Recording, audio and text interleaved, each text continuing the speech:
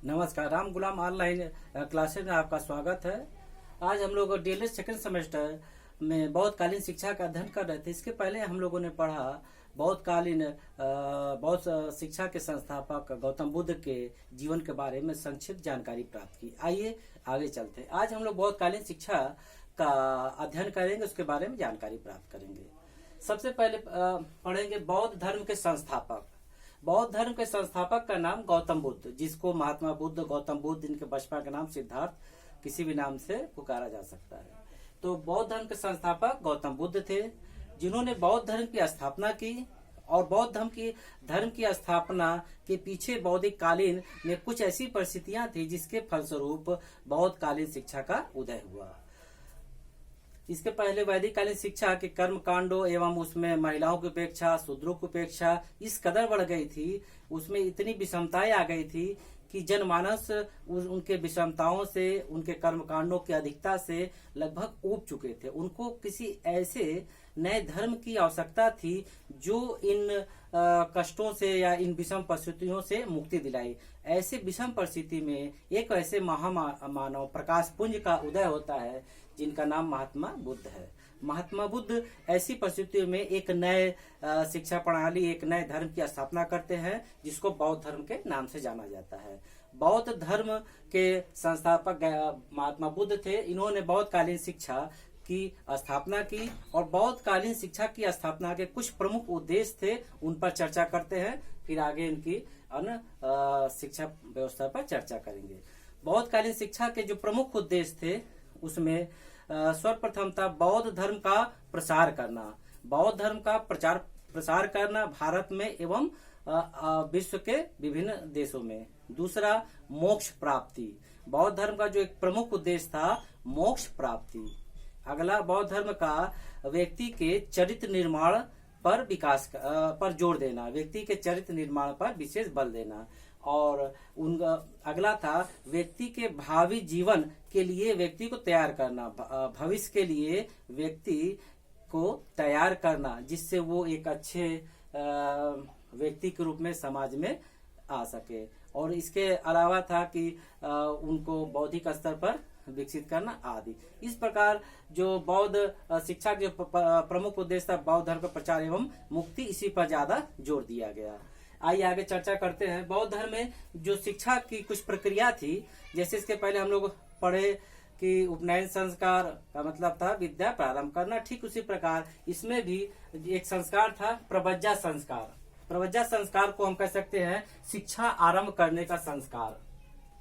जब बौद्ध धर्म में 8 वर्ष की आयु में शिक्षा प्रारंभ की जाती थी तो उसको प्रवज्जा संस्कार कहा जाता है। प्रवज्जा संस्कार का अर्थ है कि घर से बाहर निकलना या घर से बाहर निकल के गुरु के पास शिक्षा ग्रहण करने जाना। बाहर निकलने का मतलब क्या है? क्योंकि संघ में प्रवेश करना था तो बाहर का मतलब है नहीं। यहाँ बाहर का ये तात्पर्य है कि छात्र को घर से बाहर निकलकर मोह माया त्याग कर संघ में गुरु के पास शिक्षा लेने जाना। बाहर का शब्द का स्पष्ट हो गया, मतलब कि घर से बाहर निकल के शिक्षा के लिए गुरु के पास जाना। और प्रवज्जा संस्कार भी कुछ नियम के अंतर्गत होते थे। जब ये छात्र शिक्षा के लिए गुरु संघ में जाते थे तो उनको कुछ संस्कार करवाया जाता था, तब जाके उनको संघ में प्रवेश दिया जाता था। और शिक्षा में विशेषकर चंडालों को, कैदियों को, सरकारी प्राप्त सजा आपता व्यक्तियों को, माता पिता की आज्ञा न माने व्यक्तियों को, विकलांगों को आदि व्यक्तियों को शिक्षा लेने का कोई अधिकार नहीं था, प्रावधान नहीं था। तो प्रवज्जा संस्कार के अंतर्गत वो संघ में जाते थे और संघ में जाने के बाद कुछ प्रक्रिया होती थी। वो अपने बाल को पूरा मुंडवाते थे, पीले वस्त्र धारण करते थे, फिर पालथी मार के बैठ करके जो वहाँ के सीनियर संघ के भिक्षु होते थे या प्रवेश लेने वाले भिक्षु होते थे, उनके सामने कुछ प्रक्रिया करनी पड़ती थी, तब जाके संघ में प्रवेश दिया जाता था। उसके बाद इनको कुछ आदर्श वाक्य बोलने खातिर कहा जाता था, जो बौद्ध धर्म में विशेष रूप से प्रचलित है, जिसमें था बुद्धम शरणम गच्छामि, अर्थात बुद्ध के शरण में जाइए। बुद्धम शरणम गच्छामि धर्मम शरणम गच्छामि, संघम शरणम गच्छामि। पुनः सुन लीजिए, इनसे 3 वाक्य आदर्श वाक्य बोलने को कहा जाता था। बुद्धम शरणम गच्छामि, धर्मम शरणम गच्छामि, संघम शरणम गच्छामि। अर्थात बुद्ध के शरण में जाइए, धर्म के शरण में जाइए और संघ के शरण में जाइए। जब संघ के शरण में जाएंगे, शैक्षिक वातावरण में जाएंगे, ये सारी चीजें स्वतः प्राप्त हो जाएंगी। फिर उसके बाद छात्र को उसमें प्रवेश मिलता था और प्रवेश लेने के बाद छात्र को सामनेर, श्रवण, सिंह, विहारक आदि नाम से जाना जाता था। और ये प्रक्रिया के बाद उसमें जब छात्र प्रवेश ले लेता था तो शिक्षा के साथ साथ उनको अन्य काम भी करना पड़ता था। जैसे शैक्षिक टाइम के बाद, शिक्षा के टाइम के बाद जो शेष टाइम मिलता था, जैसे संघ के वातावरण को शुद्ध करना, हवा, पेड़ पौधों को पानी देना, वहाँ जो पशु होते थे उनकी सेवा करना, जंगल से लकड़ी काटना, भिक्षाटन आदि, गुरु की सेवा आदि, ये सारे काम छात्र को करने पड़ते थे। उसका यही उद्देश्य था कि छात्र को प्रति काम के प्रति उसके अंदर कुशलता आए और अनुभव प्राप्त हो, क्योंकि जीवन बहुत कालीन शिक्षा की एक ये भी उद्देश्य था कि व्यक्ति को भावी जीवन के लिए तैयार करना है, क्योंकि जो भावी जीवन है जरूर नहीं सुख लेके आएगा और बौद्ध धर्म में सुख की कामना ही नहीं करना है। तो जब उसके जीवन में कोई भी परिस्थिति आई, वो हर परिस्थिति का अनुभव प्राप्त रहेगा, तो उसको किसी प्रकार का कोई जीवन में कष्ट नहीं हुआ, क्योंकि उसको भिक्षा लेना भी आता है, जंगल से लकड़ी काटना भी आता है, पशु की सेवा करने आता है, पेड़ पौधों में पानी देने आता है, गुरु की सेवा करना आता आदि।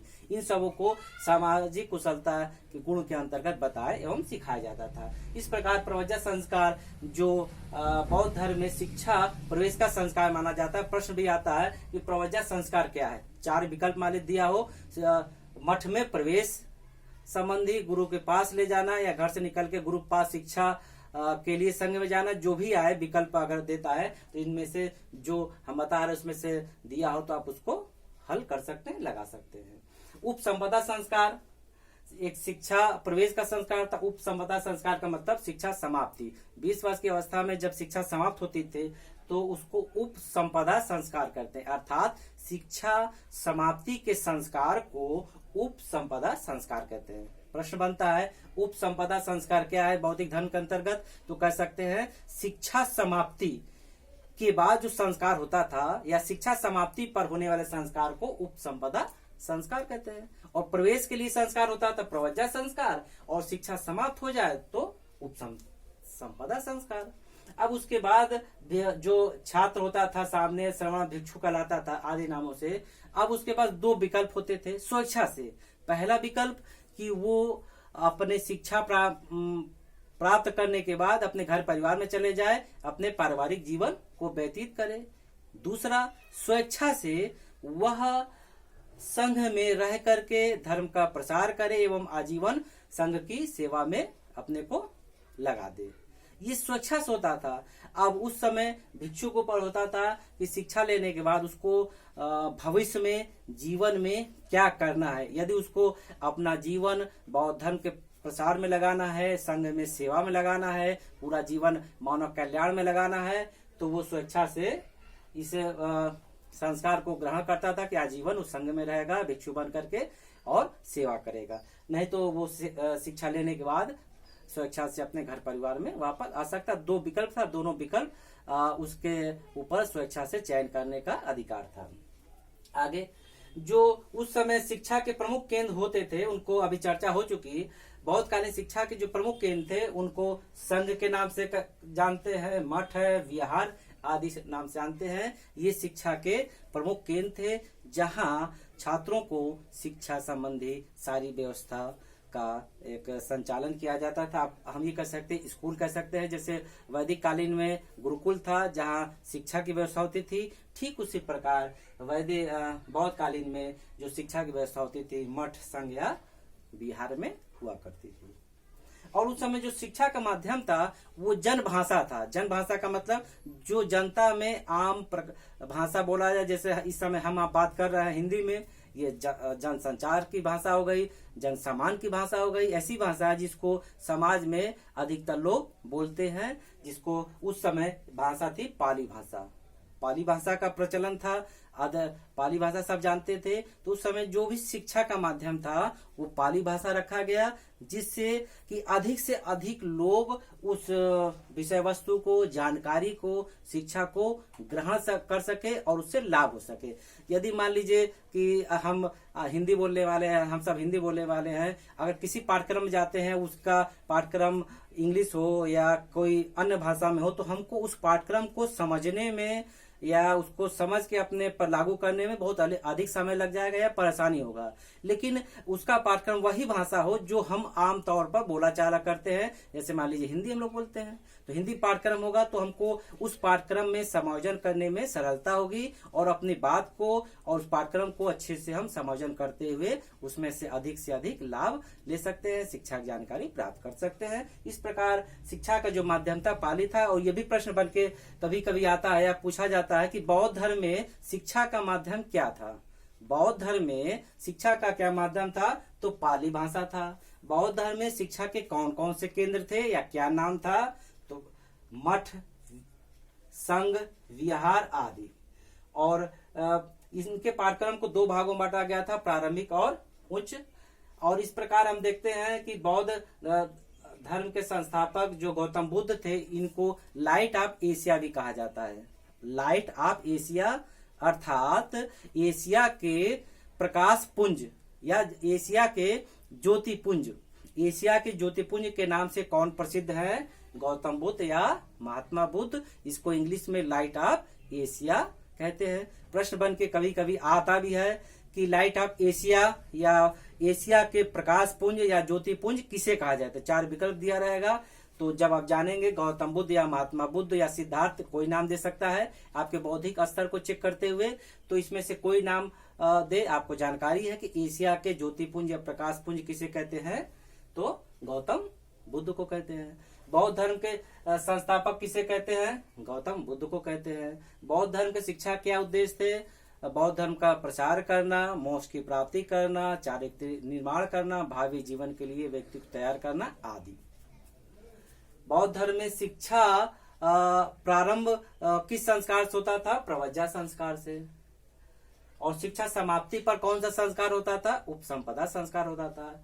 और प्रवज्जा संस्कार के बाद जब छात्र, प्रशिक्षु या भिक्षु जब संघ में प्रवेश करता था, तो सीनियर प्रशिक्षु से कौन से 3 आदर्श वाक्य बोलवाते थे, लाइन बोलवाते थे, तो बुद्धम शरणम गच्छामि, धर्मम शरणम गच्छामि, संघम, बुद्धम शरणम गच्छामि, धर्मम शरणम गच्छामि, संघम शरणम गच्छामि। बुद्ध के शरण में जाइए, धर्म के शरण में जाइए और संघ के शरण में जाइए। इस प्रकार आज हम लोगों ने सीखा कि बौद्ध धर्म में प्रवेश संस्कार को क्या कहते हैं, उसके बारे में। बौद्ध धर्म में शिक्षा समाप्ति पर कौन संस्कार होता था, उसके बारे में। बौद्ध धर्म में शिक्षा का क्या माध्यम था, उसके बारे में अध्ययन किए। बाकी जो बौद्ध धर्म में शिक्षण विधियां जो अन्य है कि उनका क्या पाठ्यक्रम था, शिक्षण विधियां क्या थी, उसका अगले क्लास में हम लोग चर्चा करेंगे। नमस्कार।